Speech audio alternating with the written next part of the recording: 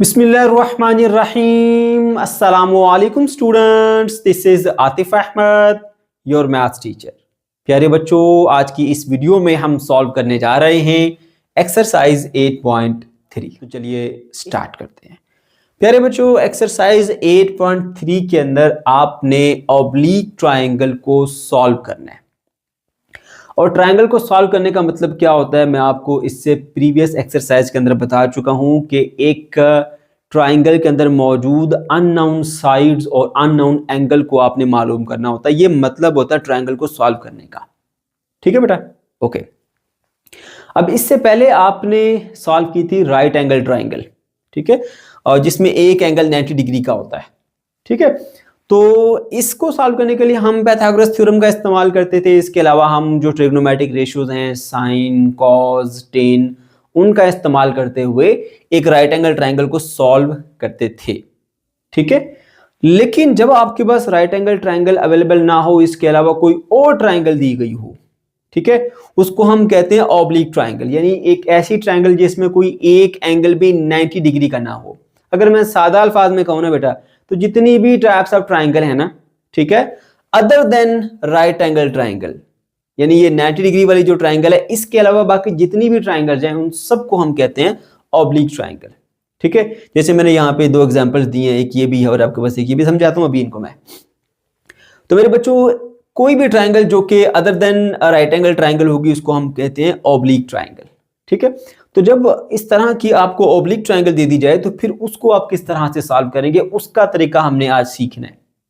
ठीक है बेटा, इसमें मैंने आपको बस ये एक एग्जांपल शो की है कि देखिए यहाँ पर ये एंगल, ये एंगल, ये एंगल, तीनों के तीनों जो है वो 90 से छोटे हैं। ठीक है, ये एक एक्यूट एंगल ट्रायंगल आप इसको कह सकते हैं। ठीक है, इसके अलावा यहाँ देखिए, ये आपके बस बताना ये चाह रहा हूँ असल में कि जरूरी नहीं है कि एंगल 90 से छोटा ही होना चाहिए, 90 नहीं होना चाहिए, 90 से बड़ा भी कोई एंगल हो सकता है। जैसे ये देखिए, ये ऑब्ट्यूस एंगल ट्रायंगल है जिसके अंदर हमारे पास ये वाला जो एंगल है वो 90 से ग्रेटर है। ठीक है, तो ये भी एक एग्जांपल आ जाती है ऑब्लिक की, ये भी एग्जांपल आ जाती है ऑब्लिक की। तो ऑब्लिक मतलब other than right angle triangle जितनी भी हैं वो सब की सब क्या कहलाती हैं, ऑब्लिक ट्रायंगल। ठीक है बेटा, तो जिस तरह इसको सॉल्व करने के लिए मेथड है, इसी तरह इसको सॉल्व करने के लिए भी मेथड है।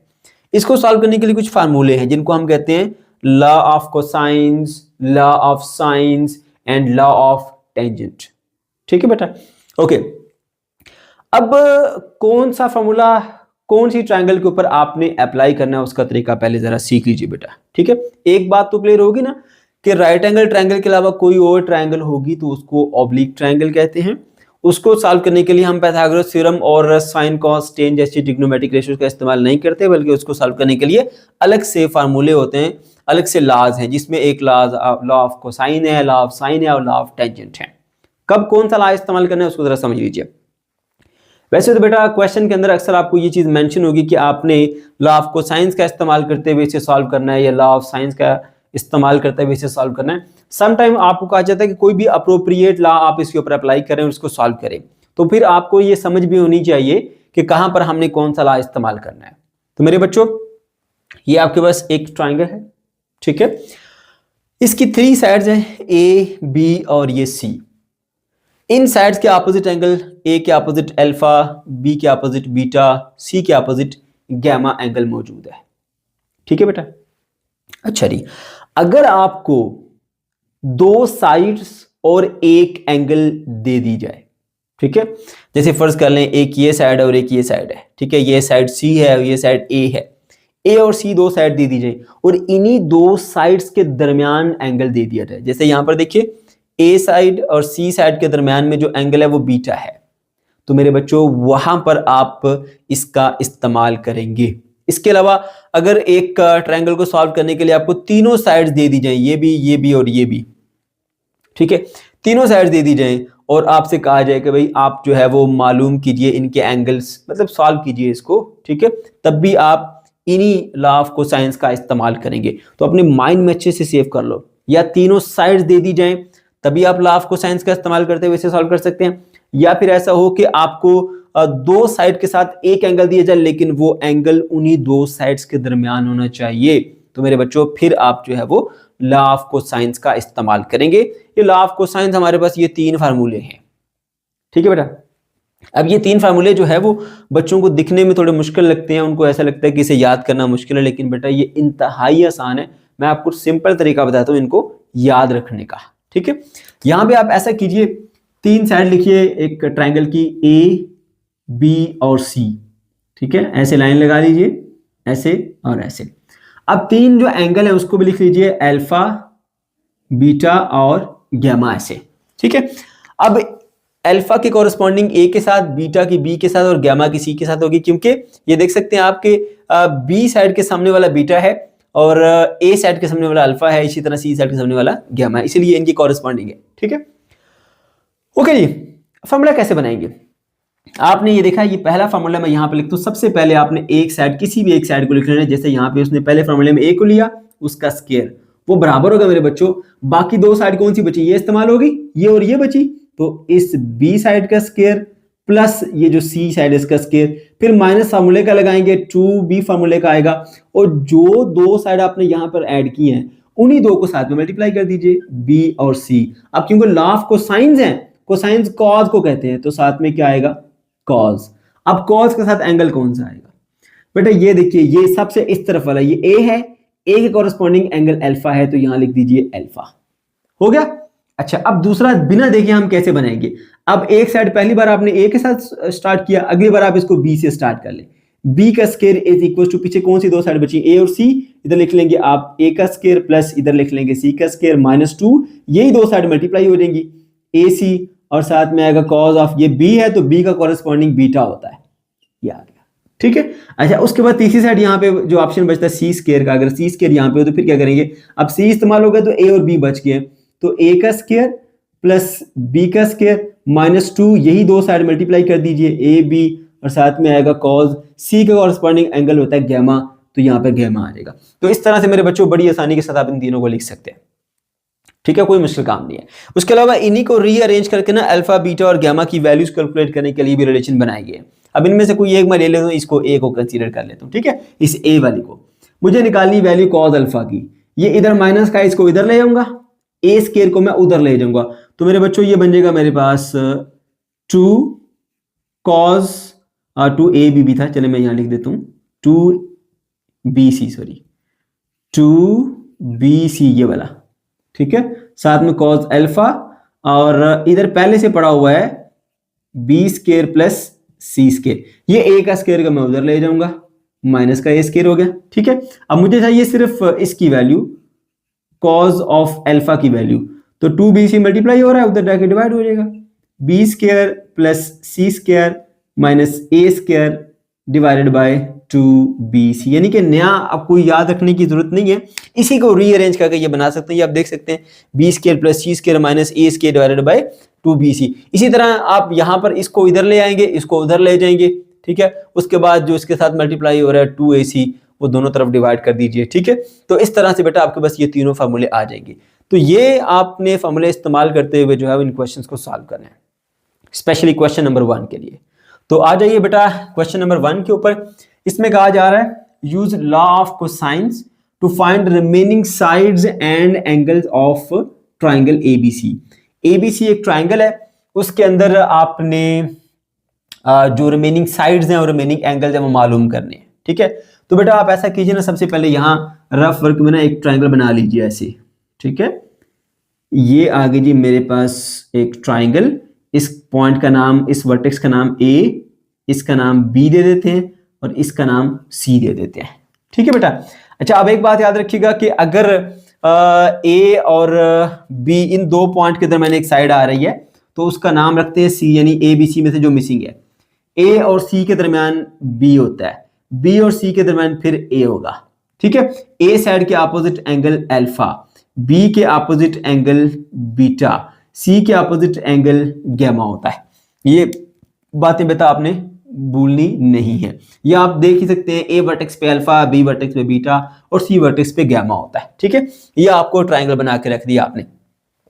अब आपको ए साइड दी गई है और बी साइड दी गई है। ये देखो मेरे बच्चा, ये आपके पास है साइड ए, ठीक है, और ये साइड है बी। ये दो साइड्स आपको दी गई है ना, ये 1 और 2।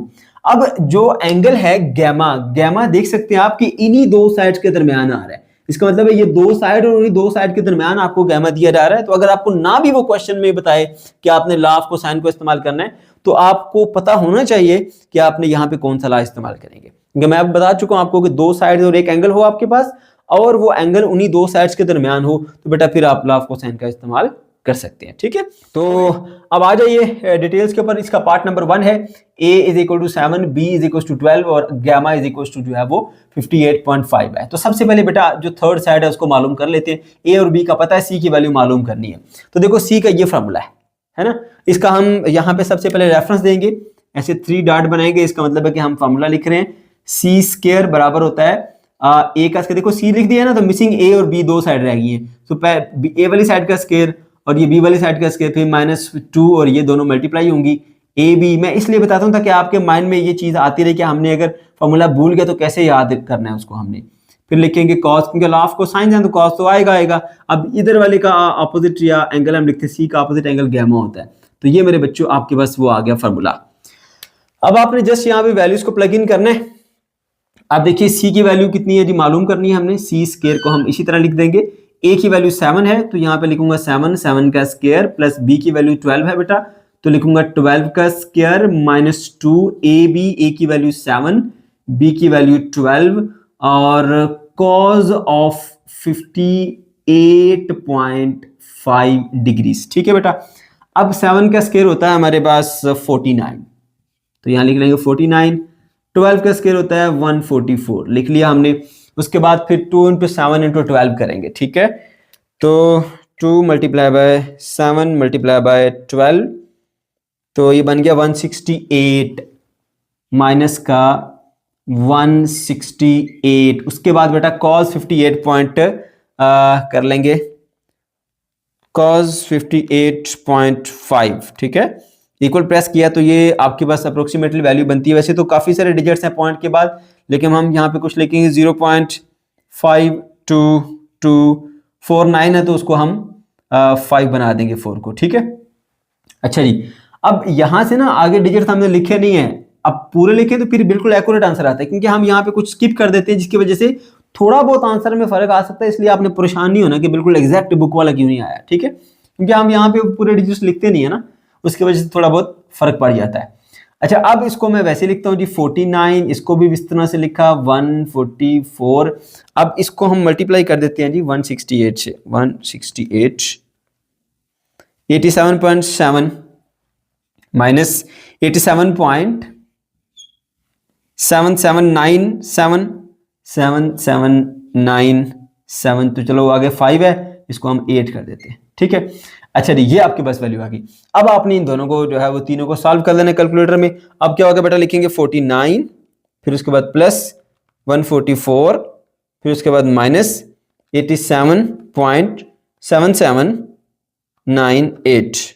ठीक है, तो ये मेरे बच्चों आपके पास आएगा 105.2202। ठीक है, इधर लिखते जाइए c का स्क्वायर, c का स्क्वायर, c का स्क्वायर। अब दोनों तरफ स्क्वायर रूट ले लीजिए, क्योंकि हमें c की वैल्यू चाहिए ना, c के स्क्वायर की वैल्यू तो हमें नहीं चाहिए। 105.2202। ठीक है, तो ले लेते हैं जी इसका square root of 105.2202, that is equal to c का स्क्वायर रूट c के स्क्वायर से कट जाएगा, ये बनेगा 10.2576। ठीक है, तो इसको बुक में जो आंसर हमें दिया हुआ है, ठीक है, वो उसने ये वाला दिया हुआ है, c इज इक्वल टू 10.2। ठीक है, तो यहां तक भी ठीक है। अब बाकी इससे आगे जो है वो उसको स्किप कर सकते हैं। ठीक है बेटा, ओके, तो ये एक चीज आपने मालूम कर ली। अब देखो 3 साइडें होती है ना, 2 तो उसने दी थी, तीसरी हमने मालूम कर ली। अब रह गए बाकी के एंगल। एक एंगल उसने दिया है तो एक एंगल हमें मालूम करना पड़ेगा। अगर उसने आपको दे दिया है जी गैमा, तो हम यहां से फिर अल्फा मालूम कर लेते हैं। तो हम देखेंगे कौन सा फॉर्मूला है जी अल्फा के लिए, इसी को रीअरेंज करके हमने बनाया हुआ ये वाला। ठीक है, यहां से बनाएगा वो ये है जी cos alpha is equal to, तो रेफरेंस देंगे फॉर्मूले का, यहां पे ऐसे 3 डॉट बनाएंगे। cos of alpha is equals to किसके होता है जी, cos alpha is equal to B square plus C square minus A square, B square plus C square minus A square divided by 2b और ये c, ठीक है।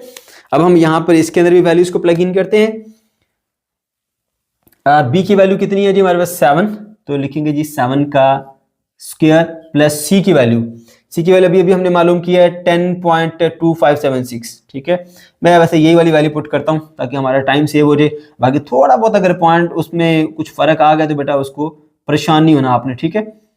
Okay 10.2 उसका square आ गया माइनस फिर a की वैल्यू कितनी है बेटा आपके पास 7, b की वैल्यू हमने b की वैल्यू तो 12 थी, चलो यहाँ पे 12 पुट कर देते हैं, ये आगे 12। तो a की वैल्यू कितनी आई, a की वैल्यू 7 है, ठीक है।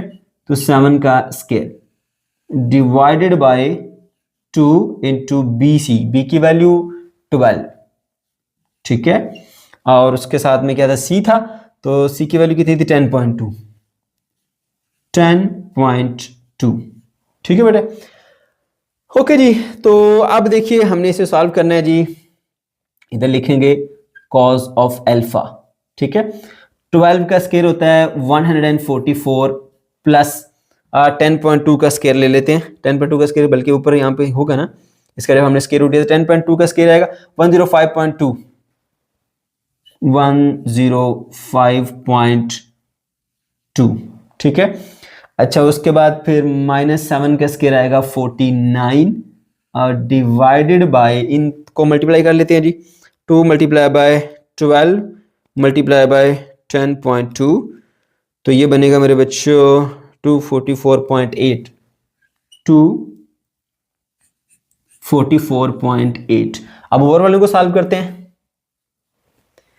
ऊपर है जी हमारे पास 144 और प्लस 105.22 और -49, तो ये बन जाएगा हमारे पास 200.22, लिख देते हैं जी 200.22 डिवाइडेड बाय 244.8 डिवाइडेड बाय 244.8, तो ये बनेगा बेटा आपके पास 0.81789। कहाँ लिखें जी, कहाँ लिख देते हैं इसको, डॉटेड लाइन लगाते हैं यहाँ से, ये आ गई हमारी सेपरेशन के लिए dotted line. Okay, cos of alpha is equals to 0.8178, 7889 है तो 79 ही कर देते हैं इसको हम, ठीक है। ओके जी, अब अल्फा इधर ही रहेगा बेटा और cos उधर जाके इनवर्स हो जाएगा। cos इनवर्स ऑफ 0.8179 से लिखा ना हमने, 0.81789 था तो हमने 9 कर दिया। ओके ओके मेरे बच्चों, अल्फा ऐसे ही रखो। अब हमने क्या करना है, कैलकुलेटर का काम है, पहले शिफ्ट दबाएंगे फिर उसके बाद cos दबाएंगे। 0.8179, ठीक है, तो इसकी वैल्यू होगी 35.12 डिग्रीज, ठीक है। बट आई थिंक बुक में 36 के करीब आ रही है। बहरहाल वो थोड़ा बहुत फर्क इस वजह से आता है क्योंकि हम ये पॉइंट वगैरह सही से पूरे लिखते नहीं है, ठीक है। तो ये आपके पास एक और वैल्यू आ गई है, सही है। अच्छा अब देखें, बीटा की वैल्यू हमने मालूम करनी, गामा की है हमारे पास और अल्फा की भी है।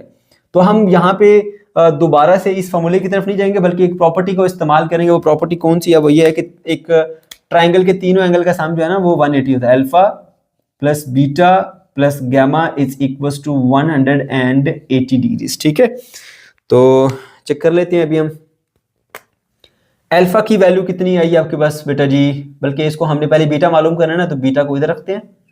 Beta is equals to 180 minus gamma minus alpha, ठीक है।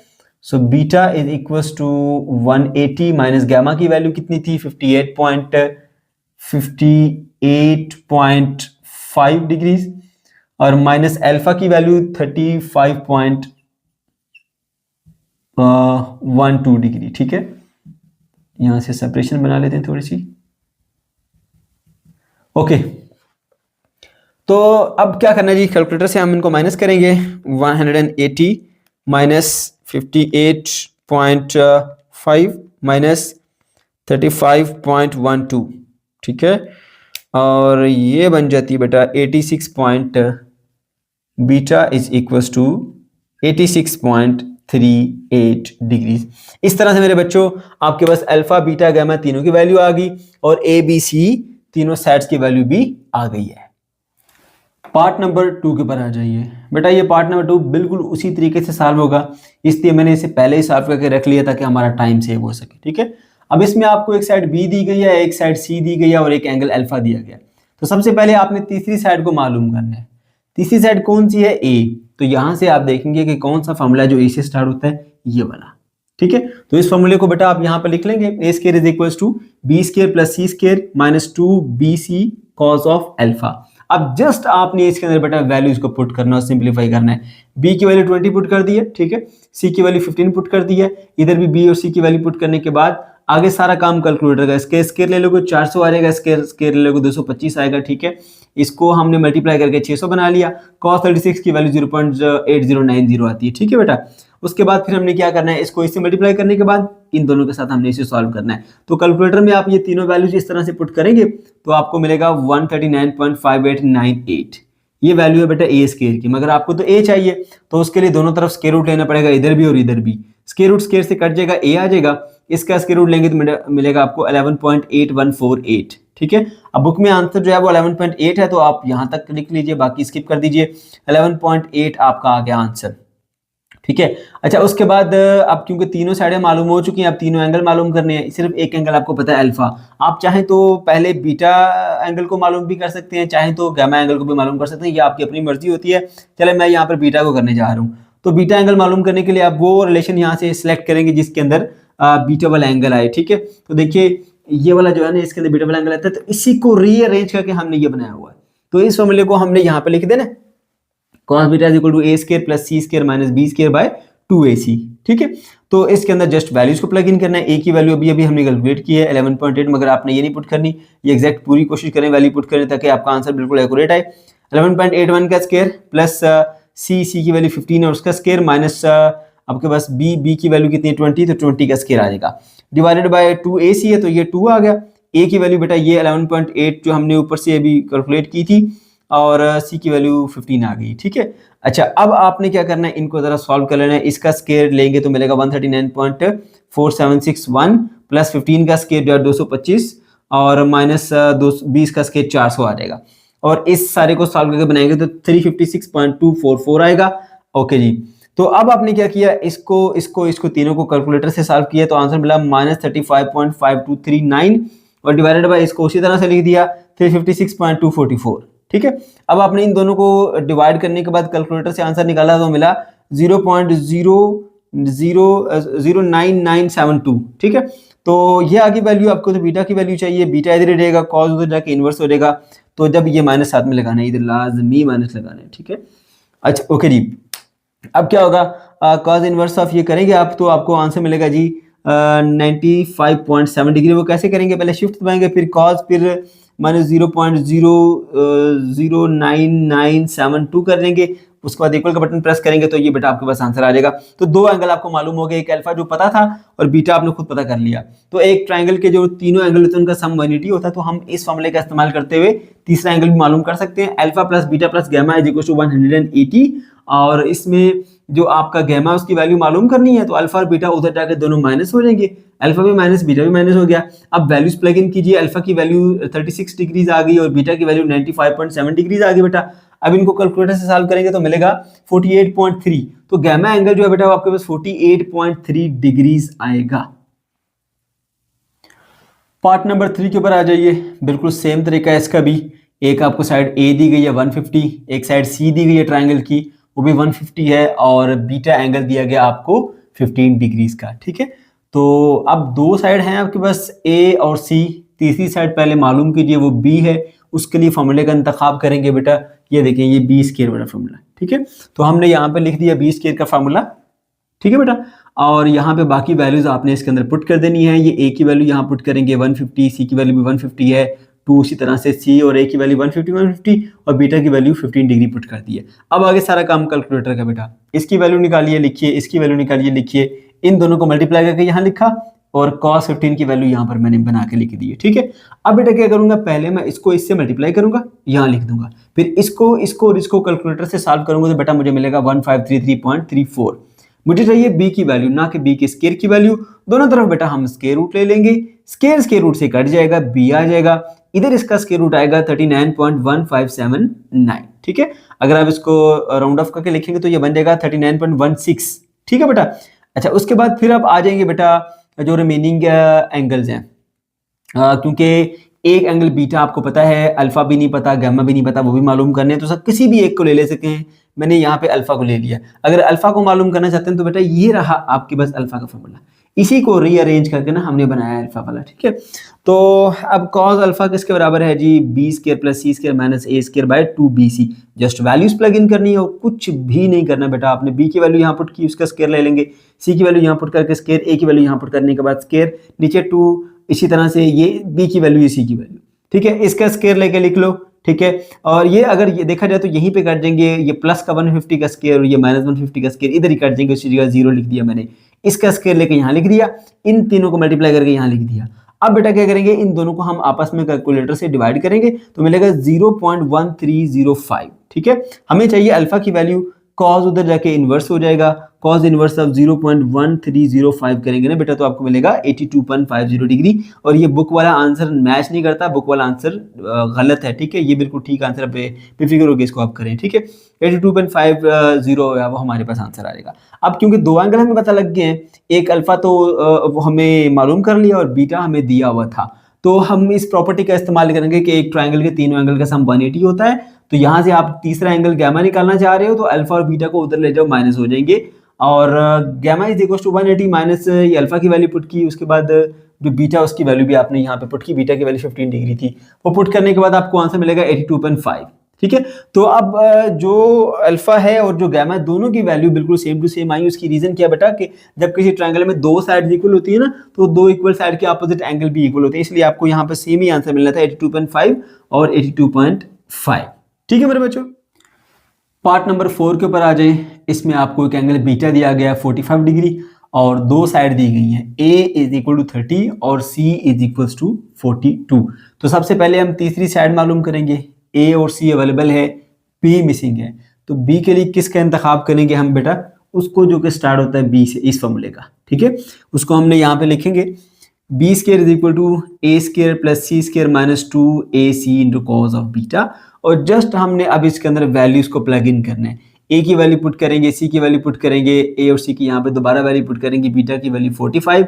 आगे काम कैलकुलेटर का, इसका स्केल ले लें 900, इसका स्केल लेके यहाँ लिख दिया, इन तीनों को मल्टीप्लाई करके 2520 बन गया। cos 45 की ये वैल्यू आती है, ब्रैकेट में लिखी, फिर आपने इसको इससे बेटा मल्टीप्लाई करना है, मल्टीप्लाई करने के बाद ये चीज़ आ गई। अब कैलकुलेटर में इन तीनों को आप ऐड कर लें, ठीक है, तो आपको आंसर मिलेगा 882.091। अब ये B स्क्वायर की वैल्यू, हमें B की वैल्यू चाहिए, दोनों तरफ स्क्वायर रूट ले लेंगे बेटा, स्क्वायर रूट स्क्वायर से कटेगा, B आएगा और यहाँ पे आएगा 29.7। ये आपका एक आंसर आ गया। तीनों साइडें मालूम होने के बाद अब हमने एंगल की तरफ बढ़ना है। एंगल आपको एक दिया गया बीटा, मिसिंग कौन सा, अल्फा और गामा। तो अल्फा से स्टार्ट कर लेते हैं, गामा भी आप कर सकते हैं, आपकी अपनी चॉइस है। अगर अल्फा मालूम करना चाहते हैं तो उसके लिए ये वाला फॉर्मूला इस्तेमाल करेंगे कॉस ऑफ अल्फा का, ठीक है, जो कि हमने बनाया है इस पहले वाले से। ओके, तो cos of alpha is equal to B square plus C square minus A square divided by 2BC आ गया ना। अब हमने उसी तरह जिस तरह ऊपर वैल्यूज पुट की थी, जितना नीचे वैल्यूज पुट करेंगे, B की वैल्यू पुट की जो कि हमने कैलकुलेट की थी 29.7, और C की वैल्यू पुट की और A की वैल्यू पुट की, ठीक है। इनके स्क्वायर वैल्यू ओपन कर ली, इसका स्क्वायर आ गया, ठीक है, इसका स्क्वायर ये आ गया, इसका स्क्वायर ये आ गया, इन तीनों को मल्टीप्लाई करके हमने ये लिख दिया। फिर कैलकुलेटर में इन तीनों को आप एक बार सॉल्व कर लो, ये आपको आंसर मिलेगा, डिवाइडेड बाय ये उसी तरह से लिखो, इन दोनों को बेटा डिवाइड करेंगे तो मिलेगा 0.69989। अब हमें क्योंकि अल्फा की वैल्यू चाहिए ना, तो अल्फा इधर ही रहेगा, कॉस उधर जाके इन्वर्स हो जाएगा, कॉस इन्वर्स ऑफ 0.69989 करेंगे तो आपको आंसर मिलेगा 45.58, और ये भी आंसर बुक में ठीक नहीं है, ठीक है, तो परेशान नहीं होना बेटा आपने। ओके, तो अल्फा की वैल्यू ये आ गई आपके पास। अब जब आपके पास दो एंगल मालूम हो गए, एक बीटा 45 और एक अल्फा 45.58, तो फिर आप अब गामा को बड़े आराम से मालूम कर सकते हैं। तो उसके लिए प्रॉपर्टी इस्तेमाल करेंगे कि एक ट्रायंगल के तीनों एंगल का सम 180 होता है। So alpha plus beta plus gamma is equal to 180। हमें गामा की वैल्यू चाहिए, अल्फा बीटा उधर जाके हो जाएंगे माइनस, अल्फा की वैल्यू और बीटा की वैल्यू हम यहाँ पे जो मालूम की थी वो पुट कर देंगे और उसके बाद फिर हमें कैलकुलेटर से एक आंसर मिलेगा 89.42। ये आ गया बेटा हमारा थर्ड एंगल। इस तरह से हमने तीनों एंगल और तीनों साइड को फाइंड कर लिया। पार्ट नंबर 5 पे आ जाए। बेटा इस पार्ट के अंदर आपको 3 साइड्स दे दी गई हैं, a is equal to 7, b is equal to 10 और c इज इक्वल टू 12। तो जब भी आपको तीनों साइड्स दे दी जाएं और आपने तीनों एंगल मालूम करने हो तो बेटा आप लॉ ऑफ कोसाइंस का इस्तेमाल करेंगे। क्यों? क्योंकि इनके अंदर आपकी a, b और c तीनों साइड इस्तेमाल हो जाएंगी और अननोन एंगल अल्फा, बीटा या गामा आपको मिल जाएगा। ठीक है, तो आपने करना है क्या, जस्ट इसको रीअरेंज करना है और इस शक्ल के अंदर लेके आ जाना है। जैसे मैंने आपको बेसिक कंसेप्ट में बताया था, फिर बता देता हूं आपको। कोई एक आप ले लीजिए, यहां पर a square is equal to b square plus c square minus 2bc into cos of alpha. ठीक है, आप इस वाले टर्म को इधर ले जाएं, a को उधर ले जाएं, तो ये आ जाएगा 2bc cos of alpha is equal to, ये वाला b स्क्वायर पहले से पड़ा हुआ है, ये c स्क्वायर पहले से पड़ा हुआ है, a स्क्वायर इधर आके बेटा माइनस का बन जाएगा। अब सिंपली ये जो 2bc है उधर जाके डिवाइड कर लीजिए, cos of alpha is equal to b square plus c square minus a square divided by 2bc। ये आ गया आपके पास। तो इसी तरह से आपने रीअरेंज करके ये फॉर्मूले तैयार कर लेने हैं। अब आपने जस्ट इनके अंदर वैल्यूज पुट करनी है। ठीक है, तो सबसे पहले मैं मालूम कर लेता हूँ एंगल अल्फा। एंगल अल्फा के लिए मैंने उसका फार्मूला लिखा जो कि मैंने अभी अभी यहाँ पे ड्राइव किया। ठीक है, आप वहां से डायरेक्टली लिख सकते हैं। ओके, अब आपने क्या करना है, ये वैल्यूज दी गई यहाँ पे पुट करना है, काम आसान हो जाएगा। b की वैल्यू पुट कर दी 10, c की वैल्यू 12, a की वैल्यू 7 पुट कर दी। अब बेटा आपने कैलकुलेटर से इसे सॉल्व करना है। सॉल्व करने के बाद आपको यहाँ पर मिलेगा जी इसका स्क्वायर 100, इसका स्क्वायर 144, इसका स्क्वायर 49, इन दोनों को तीनों को मल्टीप्लाई कीजिए 240 मिलेगा। फिर कैलकुलेटर से इनको सॉल्व करेंगे 195 डिवाइडेड बाय ये बन जाएगा 240। ठीक है बेटा, अब 195 डिवाइडेड बाय 240 करेंगे तो आपको कैलकुलेटर से आंसर मिलेगा 0.125। ठीक है, अब आपने क्या करना है, cos alpha is equal to ये लिख दिया। हमें चाहिए अल्फा की वैल्यू, cos उधर जाके इनवर्स हो जाएगा, तो यहां पर अल्फा रहेगा, cos इनवर्स हो गया। अब आपने क्या करना है, कैलकुलेटर में शिफ्ट का बटन दबा के cos का बटन दबाना है, फिर आपने ये वैल्यू लिख के इक्वल प्रेस करेंगे तो आपको मिलेगा 36.66 डिग्रीज। तो ये बेटा आपके पास अल्फा की वैल्यू आ गई। इसी तरह से फिर आपने cos बीटा की वैल्यू निकालनी है, तो cos बीटा के लिए बेटा ये फॉर्मूला नीचे गिवन है, उसको आप यहाँ पे लिखेंगे, सबसे पहले मेंशन करेंगे फार्मूले को, फिर आपने उसके अंदर वैल्यूज को प्लग इन करना है। a की वैल्यू 7, c की वैल्यू 12 और b की वैल्यू 10 पुट कर देंगे। इसी तरह से a और c की वैल्यू नीचे भी आप पुट कर देंगे। अब काम है कैलकुलेटर का, 7 का स्क्वायर 49, 12 का स्क्वायर 144, 10 का स्क्वायर 100 आ गया और डिवाइडेड बाय इन तीनों को मल्टीप्लाई करेंगे तो 168 आएगा। अब बेटा आपने इन सबको ऐड कर लेना कैलकुलेटर से, 93 मिलेगा डिवाइडेड बाय 168। अब इनको आप डिवाइड करेंगे कैलकुलेटर में तो मिलेगा 0.5536। ठीक है, ओके, अब क्या होगा, अब आप यूं करेंगे क्योंकि हमें एंगल बीटा की वैल्यू चाहिए, बीटा इधर ही रहेगा, cos उधर जाके इनवर्स हो जाता है। जब cos इधर से उधर जाता है तो cos इनवर्स बन जाता है। अब आप कैलकुलेटर में शिफ्ट का बटन दबाइए, फिर आप cos का बटन दबाइए, उसके बाद ये वैल्यू लिख के इक्वल प्रेस करेंगे तो आपको जवाब मिलेगा 56.39 डिग्रीज। तो इस तरह से मेरे बच्चों आपके पास बीटा एंगल भी आ गया। और जब आप एक ट्रायंगल के दो एंगल को मालूम कर लेते हैं तो तीसरे एंगल को मालूम करने के लिए दो तरीके हैं। एक तो आप ये वाली प्रॉपर्टी इस्तेमाल कर लीजिए कि एक कोई भी ट्रायंगल हो उसके तीनों एंगल का सम 180 होता है, या फिर आप cos लेमे का फार्मूला लगाने के बाद भी सॉल्व कर सकते हैं। लेकिन बेहतर यह है, आपका टाइम सेव होगा, आप इस प्रॉपर्टी का इस्तेमाल करें, alpha plus beta plus gamma is equal to 180, क्योंकि हमें एंगल गामा की वैल्यू चाहिए, अल्फा और बीटा उधर जाके हो जाएंगे minus, so gamma is equal to 180 minus alpha minus beta. अब अल्फा और बीटा की वैल्यूज हमने यहां पे कैलकुलेट कर रखी है, ये अल्फा की वैल्यू, ये बीटा की वैल्यू यहां पर पुट करेंगे बेटा। पुट करने के बाद हमें कैलकुलेटर से आंसर मिलेगा 86.95 डिग्री। तो ये तीनों हमारे पास एंगल आ गए, अल्फा भी, बीटा भी और गामा भी। अब एक चीज को नोट करें, जो बुक में आंसर दिए गए हैं वो दिए गए हैं 37.7, 58.3 और 88.0 डिग्रीज। ठीक है, अगर आप देखें तो ये टेक्निकली आंसर जो है वो रॉन्ग है, क्योंकि एक ट्रायंगल के तीनों एंगल का सम 180 डिग्री होता है। मैंने प्रॉपर्टी यहां पर मेंशन कर दी है, लेकिन अगर आप ये बुक वाले आंसर तीनों को प्लस करेंगे ना तो मेरे बच्चों आपको आंसर जो है वो 184 के बराबर मिलेगा, जो कि टेक्निकली रॉन्ग है। ठीक है, ऐसा हो नहीं सकता कि किसी भी ट्रायंगल के जो तीनों एंगल का सम है वो 180 से क्रॉस कर जाए, तो इसलिए बेटा ये आंसर गलत है आपके। तो ये आंसर बिल्कुल ठीक है, माइनर सा डिफरेंस है। देखें यहाँ पर ये 36.66 है और उन्होंने 37.7 दिया हुआ है। हमारा यहाँ पर जो आ रहा है वो 56.39 है, उन्होंने आई थिंक 58.3 दिया हुआ है। ठीक है, तो हमारा ये 86.95 है, उन्होंने 88 दिया हुआ है। ठीक है, तो ये टेक्निकली आंसर रॉन्ग है, मैंने आपको वो चीज प्रूव करके बता दी है। ये आंसर बिल्कुल ठीक है, आप इनको इस्तेमाल कर सकते हैं।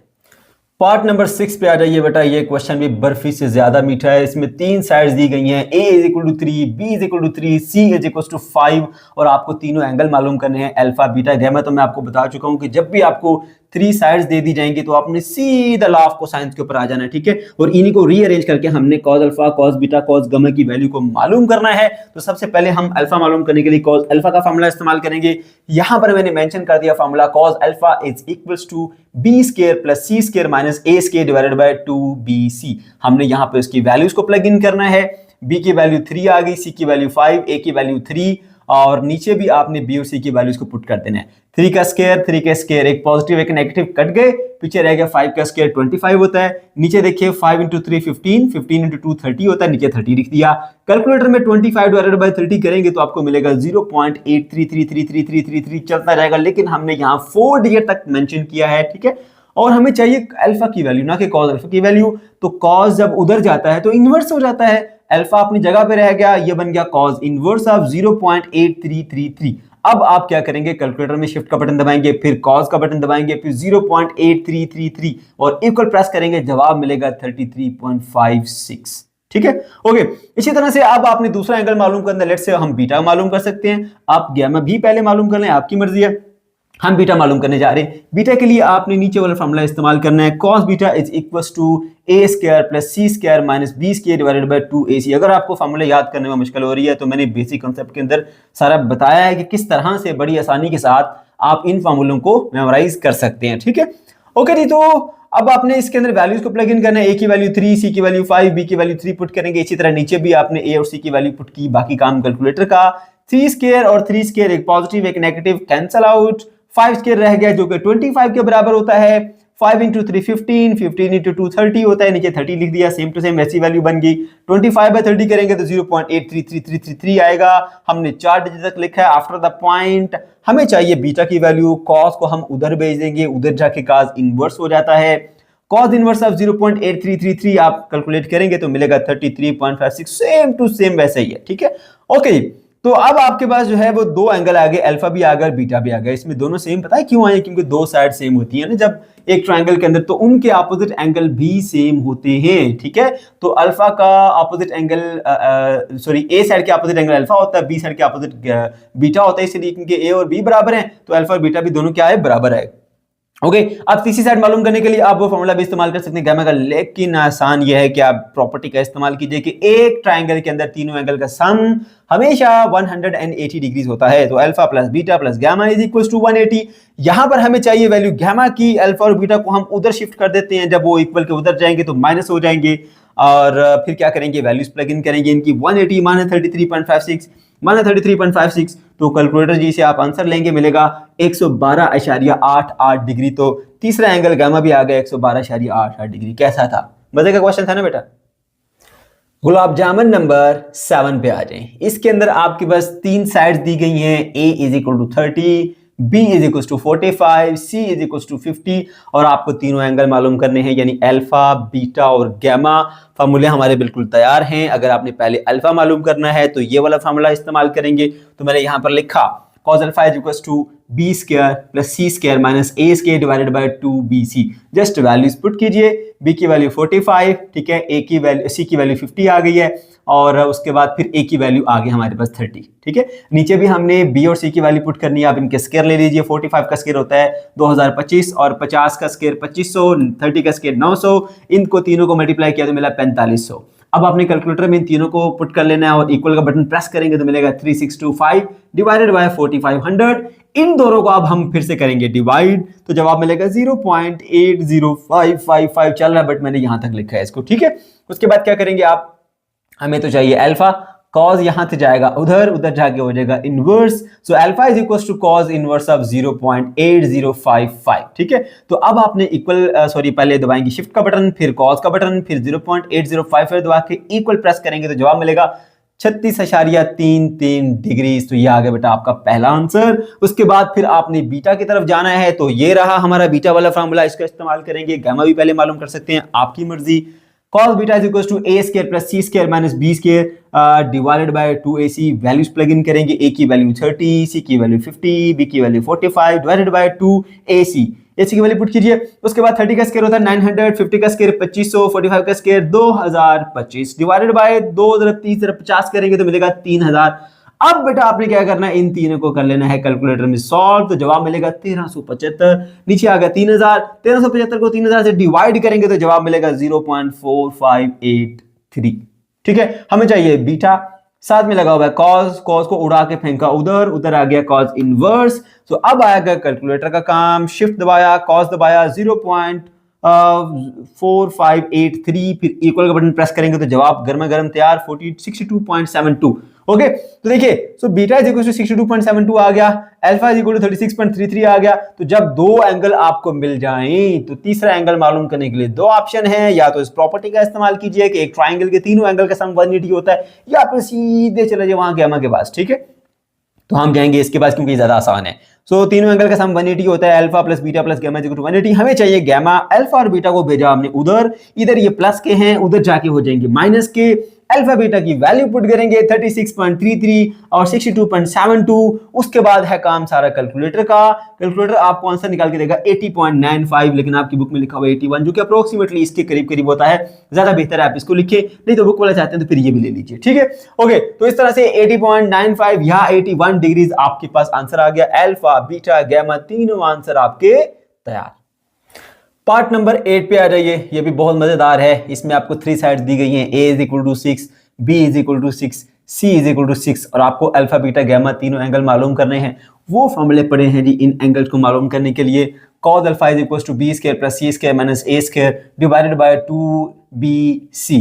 तो वैल्यूज पुट करते हैं, b की वैल्यू 6, c की वैल्यू 6, a की वैल्यू 6। ठीक है, तो देखिए जी 6 का स्क्वायर कितना होता है 36, 36 जमा 36 माइनस 36 और 6 इंटू 6 36, 36 इंटू 2 करेंगे तो 72 मिलता है। नीचे लिखा 72, अब ये 36 से कट जाएगा, ऊपर रह गया 36, नीचे रह गया 72। तो ये बन जाता है आपके पास 1/2 जो कि 0.5 के बराबर होता है। हमें चाहिए अल्फा की वैल्यू, कॉस उधर जाएगा तो इनवर्स हो जाएगा। So alpha is equal to cos inverse of 0.5 that is equal to 60 degree. ठीक है, उसके बाद फिर आपने कॉस बीटा को मालूम करना है, तो वो रहा फॉर्मूला कॉस बीटा का। यहां लिखेंगे कॉस बीटा, और बेटा देखिए तरह यहाँ पर कि आपके पास जो बीटा है उसकी वैल्यू को मालूम करना है, तो हम ABC की वैल्यू यहाँ पे पुट करेंगे। A की वैल्यू 6, B की वैल्यू 6, C की वैल्यू 6, सब वैल्यूज पुट कर ली 6 6 6। ठीक है, उसके बाद 6 का स्क्वायर 36 36 36। ठीक है, डिवाइडेड बाय 72, 36 में से 36 किया तो ये तो इधर ही कट गए, पीछे रह गया सिर्फ एक 36 डिवाइडेड बाय 72। तो 36 बाय 72 करेंगे तो 1/2 आता है, जो के बराबर होता है 0.5 के। उसके बाद बेटा क्या करोगे, हमें चाहिए बीटा की वैल्यू, कॉस उधर जाके इनवर्स हो जाएगा। So beta is equal to cos inverse of 0.5। ठीक है, तो आप कैलकुलेटर से आंसर निकालेंगे इसका, तो मिलेगा beta is equal to 60 degrees. ठीक है, इस तरह से अल्फा भी आ गया, बीटा भी आ गया। तीसरा एंगल मालूम करने के लिए हम प्रॉपर्टी का इस्तेमाल करेंगे, alpha plus beta plus gamma is equal to 180 की एक ट्राइंगल के तीनों एंगल का सम 180 डिग्री होता है। ओके, तो हमें चाहिए गामा की वैल्यू, अल्फा और बीटा उधर जाके हो जाएंगे minus, gamma is equal to 180 minus alpha minus beta. Alpha और बीटा की वैल्यू 60 60 पुट कर दीजिए, 180 माइनस 60 करेंगे तो 60 डिग्री का आपके पास आंसर आएगा। So gamma is also equal to 60 degree. इस तरह से, क्योंकि तीनों साइड्स इक्वल हैं, तो जिस ट्राइंगल में तीनों साइड्स इक्वल होती हैं उसके तीनों एंगल भी बराबर होते हैं। तो देख सकते हैं आप 60 60 60। लास्ट पार्ट पे आ जाइए बेटा, पार्ट नंबर 9। इसके अंदर भी 3 साइड्स हैं, a is equal to 5, b is equal to 12, c is equal to 13।